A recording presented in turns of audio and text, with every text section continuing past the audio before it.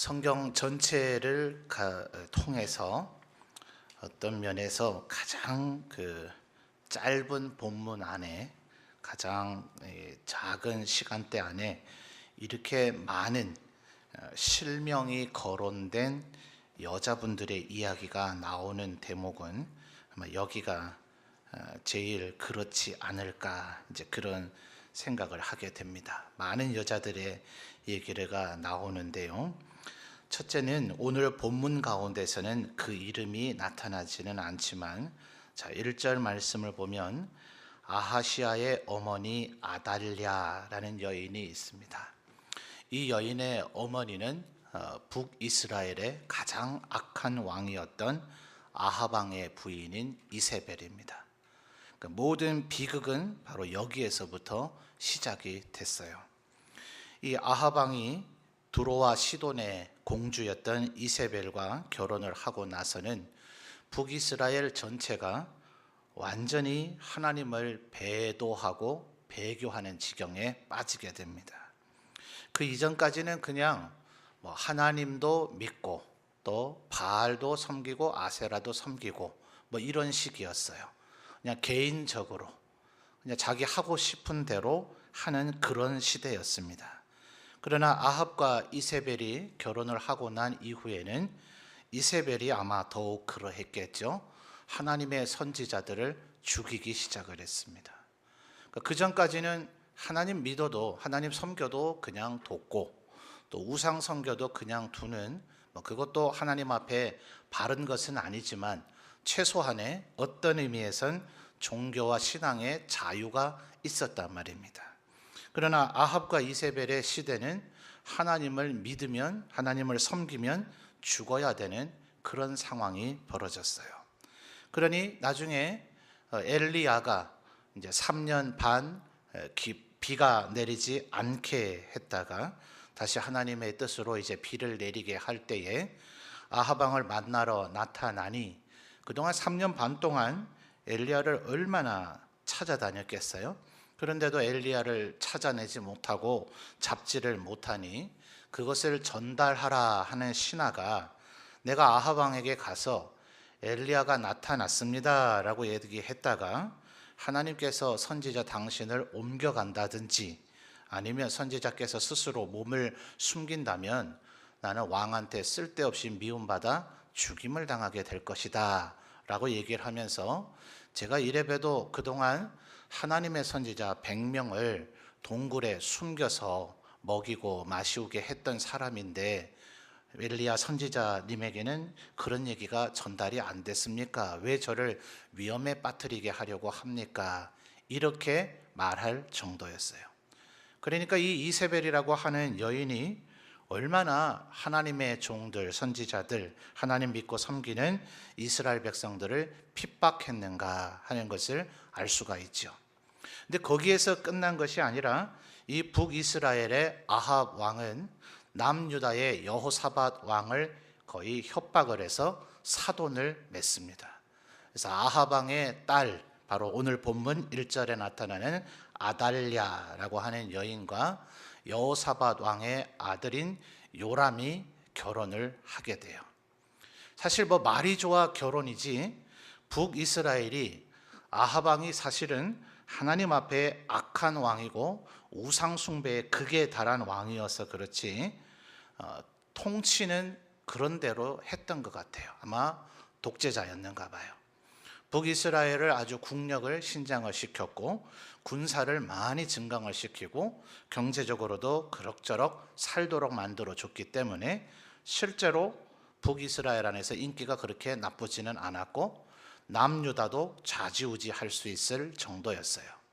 그러니까 자기 딸, 우리 공주 시집 보낼 데가 없으니까 제발 좀 남유다에서 받아주시오 이런 게 아니라 내 딸 데리고 가서 며느리 삼아 남유다 왕에게 명령하다시피 한 것입니다. 이 일의 여파가 어떻게 되느냐 하면 그 뒤는 남유다는 완전히 북이스라엘의 속국이라도 된 것 마냥 북이스라엘이 아람하고 전쟁하겠다 그러면 남유다는 뭐 해야 돼요? 무조건 왕이 군대를 끌고 참전해야 됩니다. 그래서 아합 왕이 전쟁에 아람 왕과 전쟁을 나갈 때도 남유다의 왕이었던 여호사밧 왕이 참전을 했다가 죽을 뻔했다가 돌아왔어요. 아합 왕은 거기에서 전사를 했고요. 자, 그 다음에 지금 오늘의 배경이 되는 사건이 벌어졌는데, 아합 왕의 아들인 요람이라고 하는 왕이 이번에는 그 여호사밧의 손자가 되는 아하시아에게 또다시 전쟁에 나오라고 콜을 한 겁니다. 그러니까 어떤 관계가 되느냐, 북이스라엘의 요람과 남유다의 아하시아는 말하자면 외삼촌과 생질이 되는 거예요. 그러니까 이 아달랴, 이 아하시아라고 하는 사람의 어머니의 남동생으로 아마 보여집니다. 요람 왕이 호출을 한 거죠. 안타깝게도 이번 전쟁에서는 아람 왕에게 당한 것이 아니라 하나님께서 이미 이 모든 내용을 엘리야에게 예언을 하셨던 겁니다. 아합 왕 집안을 완전히 멸망시키겠다. 거기에 이 남유다가 휩쓸린 거예요. 결혼을 하고 또 북이스라엘의 말을 듣고 하는 그런 가운데에서 북이스라엘의 요람 왕과 남유다의 아하시아까지 예후에게 다 죽어버렸습니다. 그러니까 이게 이제 아달랴가 완전히 어떻게 된 거예요? 자기 친정 집안, 북이스라엘의 왕실이 완전히 멸망을 당해버린 겁니다. 그럼 자기는 이제 시집을 왔고 남유다의 한때는 중전이겠죠. 우리 조선 개념으로 하면 이제는 태후가 되고 했으면 남유다를 잘 돌보는 일을 해야 될 터인데, 이 사람은 친정 어머니 이세벨을 똑 빼다 닮았습니다. 그래서 남유다까지도 완전히 우상 숭배를 하도록 만드는 일에 앞장을 섰던 여인이었고, 심지어 자기 아들이 죽자 완전히 자기 집안의 대가 끊겼다고 생각을 했는지 남유다 집안의 모든 왕족들을 다 죽이기를 시작을 했습니다. 중간 이런 과정이 워낙 좀 복잡한 얘기라서 성도들에게 지금 다 설명할 수는 없겠는데요. 북이스라엘의 아합 왕의 아들들 70명이 다 죽임을 당했습니다. 지금 이 11장 1절에 남유다의 아하시아 얘기 나왔잖아요. 아하시아 왕의 형제인 42명의 형제들도 다 죽임을 당했어요. 대단하지 않아요? 지금 남북 이스라엘 할 것 없이 거의 두 왕실이 누구 때문에요? 이세벨과 그의 딸이었던 아달랴 때문에 하나님의 징계를 받아서 남북 왕실 전체다가 붕괴 직전에 이르렀어요. 이제 북이스라엘이야 아예 왕조가 바뀌어 버렸으니까 상관이 없는데, 문제는 이 남유다입니다. 남유다는 누구의 후손이죠? 다윗 왕의 후손이에요. 하나님께서 다윗 왕에게 약속을 하시기를 너의 후손의 왕위가 대대로 이어질 것이다 라고 이야기를 하셨는데, 바로 지금 이 11장 1절 이세벨의 딸이었던 이 아달랴라고 하는 이 여인 때문에 남유다의 왕조가 끊겨질 뻔했어요. 근데 여러분 2절 말씀을 보면 요람 왕의 딸 아하시아의 누이 누구요? 여호세바. 오늘 설교의 제목이기도 한 주인공 이 여인이 목숨을 걸고 조카인 요아스를 숨깁니다. 근데 여러분 나중에 결국 이 여호세바, 그리고 이제 4절부터 보면 여호야다라고 하는 제사장이 나타나죠. 이 제사장은 오늘 우리가 읽은 열왕기 본문에서는 소개를 설명을 안 해주고 있는데, 이런 걸 병행 본문이라 그러거든요.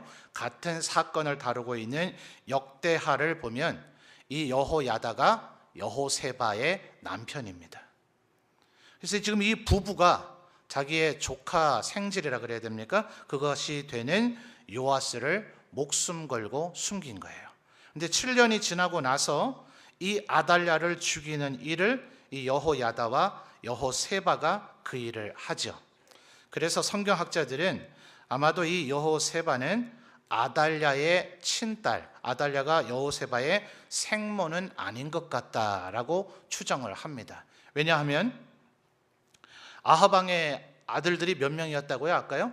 70명이 죽임을 당했어요. 아시아의 형제도 몇 명이었다고요? 42명인데 그들이 다 죽임을 당했는데, 오늘 1절 하반절을 보니까 아직도 죽일 왕들이 남았던 거예요. 이 아하시아의 형제 42명은 앞에 11개 앞부분에 보면 다 나오는 얘기입니다. 북이스라엘 지역에 참전에 아마 따라갔었다가 예후에게 다 죽임을 당한 사람만 42명이에요. 자, 그 외에 지금 1절 하반절에서 왕의 자손이 멸절당했다는 이들의 숫자가 얼마인지는 모르지만 42명이든 70명이든 한 어머니가 낳을 수 있는 자녀의 수는 아니죠. 그렇죠? 그렇기 때문에 이것으로 미루어 볼 때 아합 왕이든 요람 왕이든 아하시아 왕이든 뭐 누구든 간에 이때 왕들은 부인이 지금 여럿이었구나라는 것이 추론이 가능한 것이고, 설마 아무리 악한 들 이세벨의 딸이었던 아달랴, 만약 아달랴의 친딸이 여호세바였다면 자기의 친정, 자기를 낳아주신 생모를 자기 남편 보고 죽이자 이렇게 하지는 않았을 것이 아니냐 하는 것입니다. 그래서 이 아달랴는 이 여호세바의 생모는 아닌 자기 아버지의 또 다른 부인이었던 여인이었던 거죠.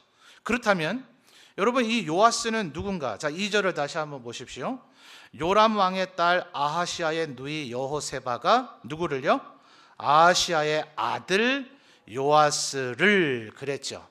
그러면 자, 자기 오빠인지 남동생인지는 모르지만 이거 생질이라 그러는 거 맞죠? 이거 친생질은 아니란 얘기죠.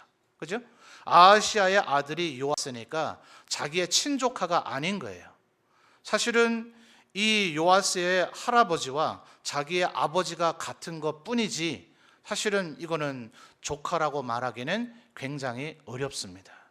더군다나 12장 1절로 넘어가서 보죠. 12장 1절을 보면 이제 요아스 왕 이제 7살에 이 왕위에 오른 이 꼬마 왕의 통치 시대를 이제 열왕기가 기록을 해 주는데 1절을 보십시오. 예후의 제7년에 요아스가 왕이 되어 예루살렘에서 40년간 통치하니라. 그의 어머니의 이름은 누구예요? 시비야라고 하는 여인이 또 있어요. 그런데 이 여인의 얘기는 지금 11장에 이 요아스라고 하는 꼬마가 태어나서 7살이 될 때까지는 전혀 등장하지 않고, 그 뒤에 7살의 왕위에 오른 이 꼬마 소년 왕이 40년간 통치해서 47세에 죽을 때까지도 이 시비야의 얘기는 전혀 성경에 나타나지를 않아요. 그래서 성경학자들은 만약 여러분 한번 상상을 해보십시오. 어린 아이가 왕위에 올랐어요. 아버지가 있었다면, 살아 있었다면 그 꼬마 아이가 왕이 되지는 않았겠죠. 아버지가 여전히 왕 노릇하고 있겠죠. 그런데 꼬마가 왕이 됐다면 누가 그 왕의 역할을 보좌하고 돕겠습니까? 당연히 생모죠. 그런데 지금 이 시비야 얘기가 전혀 없는 것을 볼 때 이 시비야도 이미 아마도 아달랴에게 죽임을 당했을 것이라고 성경학자들은 보는 겁니다. 말하자면 이 요아스 왕은 천의 고아인 거죠. 아버지 아하시아도 죽었고 어머니 시비야도 죽었어요. 자기의 할머니인 아달랴는 이 자기의 목숨을 노리고 있습니다. 여러분 11장 21절 마지막 절인데요. 요아스가 왕이 될 때의 나이가 몇 살이라고요? 7세, 7살이었어요. 그런데 3절 말씀을 보면 요아스가 그와 함께 여호와의 성전에 몇 년이요? 6년을 숨어있는 동안에 아달랴가 나라를 다스렸고 7째 해에 여호야다가 사람을 보내서 이제 요아스를 왕으로 옹립하고 아달랴를 죽이게 됩니다. 그러면 이 여호세바가 이 꼬마 요아스를 숨겼을 때는 채 한 돌이 되기 전인 거죠. 뭐 때문에 이렇게 무모한 목숨을 걸어야만 했을까요? 여러분 지금 이 아달랴라고 하는 여인이 그렇게 만만한 여인이 아닙니다. 여러분 우리나라에도 옛날 선덕 여왕이라고 하는 여왕이 다스린 적이 있고 중국에도 측천무후라고 하는 여자분이 다스렸던 때가 있습니다.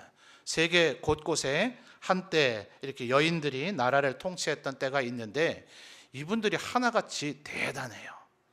그렇게 오늘날의 표준적이고 우리가 권장하는 여성상처럼 우아하고 아름답고 상냥하고 부드러운 그런 분들이 아닙니다. 100의 남자를 당해내고도 남을 만한 굉장히 머리도 회전도 빠르고 마음의 담력도 있고 때로는 잔인하기도 하고 미래에 대한 예측과 판단력, 통솔력, 리더십 같은 것들 모든 것을 겸비한 것들이 바로 이런 여인들이었어요. 그런데 이 아달랴가 지금 모든 유다 왕의 자손을 다 죽이고 스스로 나라를 다스리려고 할 이때에 이 여호세바는 도대체 무엇 때문에 이런 위험천만한 일을 했을까 하는 겁니다. 아까 여러분 4절부터 나타나는 제사장 여호야다가 역대기를 보면 누구라고요? 여호세바의 남편이라고요. 여러분 이 구약 시대에는 보면 하나님께서 엄격하게 명령하고 엄격하게 금하지는 않았지만 대부분의 성경학자들은 거의 대부분 지파 내부에서 결혼을 한 것으로 보인다고 견해를 내놓습니다.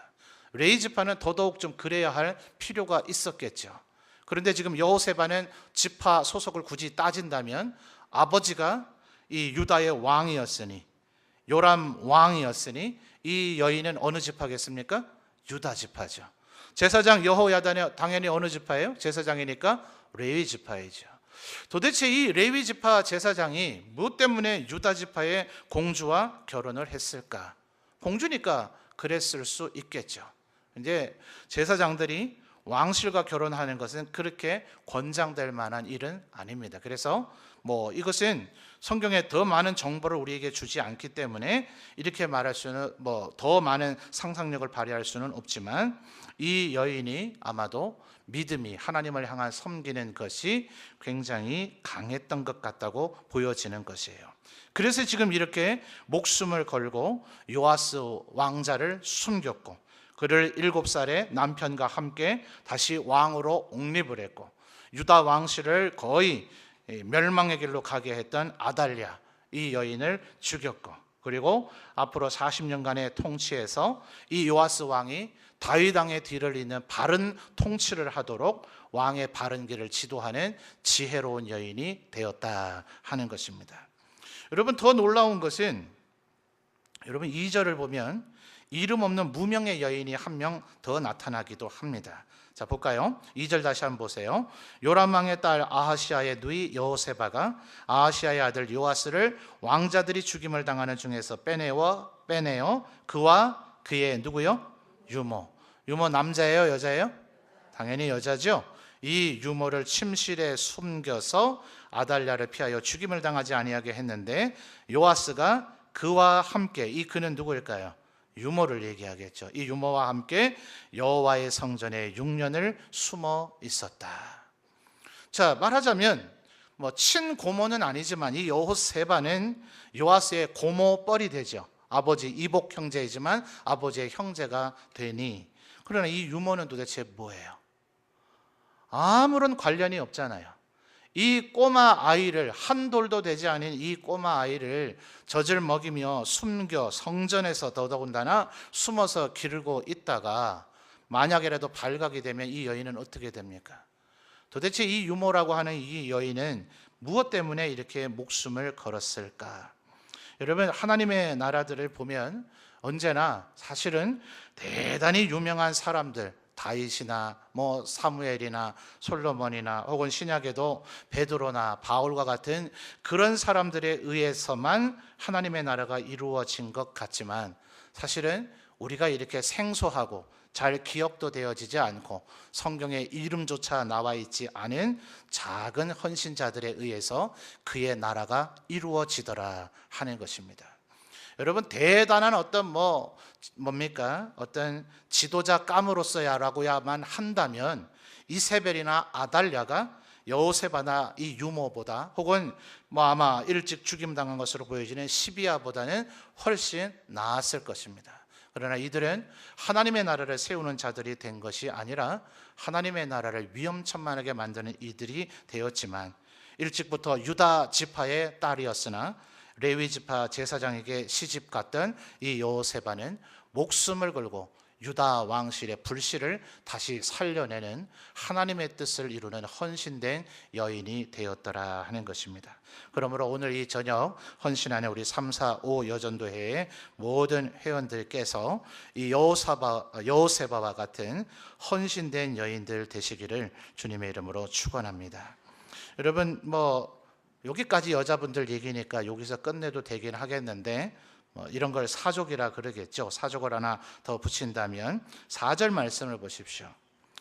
7째 해에 여호야다가 사람을 보내 어떤 사람이라 그러죠? 가리 사람의 백부장들과 호위병의 백부장들. 자, 호위병이라 그랬죠. 누구의 호위병입니까? 왕의 호위병입니다. 지난 7년간 누가 왕 노릇했죠? 아달랴가 여왕으로서 왕 역할을 했습니다.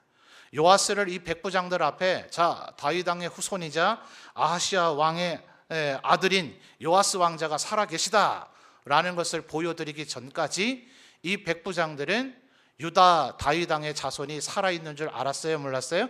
몰랐어요. 다윗 왕의 후손들이 다 끊긴 줄 알고 이들은 어쩔 수 없이 아달랴의 명령에 복종을 했을 겁니다. 지금도 7년간 그래 왔듯이 아달랴를 호위하는 이들이어야 이들의 임무입니다. 그런데 여러분 그 앞에 나오는 가리 사람, 자, 이 가리라고 하는 게 도대체 뭔가? 사실은 성경의 또 다른 곳에 이 단어가 나타나고 이 단어의 용법이 이 소개가 되어지면 원어 연구도 하면서 성경학자나 목회자들이 여러 가지 견해를 내놓겠지만 오직 여기밖에 나오지를 않아요. 또 한 군데 더 재인용되어지고 있을 뿐입니다. 그런데 이 말에는 어원이라는 게 있거든요. 이 어원이 정확하게 일치하지는 않아요. 근데 한 두세 가지 견해 중에 하나입니다. 이 다윗 왕이 아둘람 굴에 있을 때, 사울 왕을 피해서 아둘람 굴에 있을 때 그에게로 모여들었던 사람들이 있습니다. 처음에는 아둘람 굴에서 400명이 되어지고 그 이후에 그들은 600명으로까지 늘어납니다. 이들은 계속해서 다윗 왕의 호위 부대가 되어졌고, 그리고 압살롬의 반란이 일어나서 온 이스라엘이 이 다윗 왕을 등졌을 때에도 이 600명은 다윗 왕을 떠나지를 않습니다. 그럴 때 이들을 두 종족으로 분류해서 부르게 되는데 그렛 사람과 블렛 사람이라고 불려지게 됩니다. 그래서 이 그렛 사람이라고 하는 이 말은 지중해에 있는 크레타 섬에서 넘어온 사람들이 아닌가라고 보여지는 그런 견해가 있고요. 블렛 사람은 블레셋 족속의 일파를 얘기하는 것으로 보여지는 것으로 견해를 갖습니다. 모든 성경학자가 일치한 견해를 내놓는 것은 아닙니다만 이 가리 사람은 바로 그 그렛 사람들의 후손을 가리키는 말인 것 같다라는 얘기를 합니다. 만약 이 가리 사람이 그렛 사람들의 후손이 맞다면 이들의 충성과 헌신도 대단하지 않습니까? 다윗 왕의 왕실이 끊어지지 않기를 끝까지 헌신하고 있는 우리가 귀감을 삼을 만한 모습이라고 생각이 되어집니다. 가리 사람에 대한 이야기는 정확한 성경이 일치된 정보를 주고 있지 않기 때문에 그것을 주제로 삼을 수는 없겠고, 오늘 본문 중에 나타난 이 여호세바, 목숨을 걸고 다윗 왕실을 다시 되살리기 위해서 요아스 왕자를 돌보고 7살에 그를 왕위로 옹립을 하고 그의 40년 치세 동안 남편 제사장 여호야다와 함께 후견인과 지도자로서 돌보는 양육자로서 요아스 왕이 제대로 다윗 왕의 버금가는 좋은 군주가 되도록 돕고 섬겼던 이 여호세바, 이 여호세와 같은 우리 모든 여성도들이 되시기를 주님의 이름으로 축원합니다.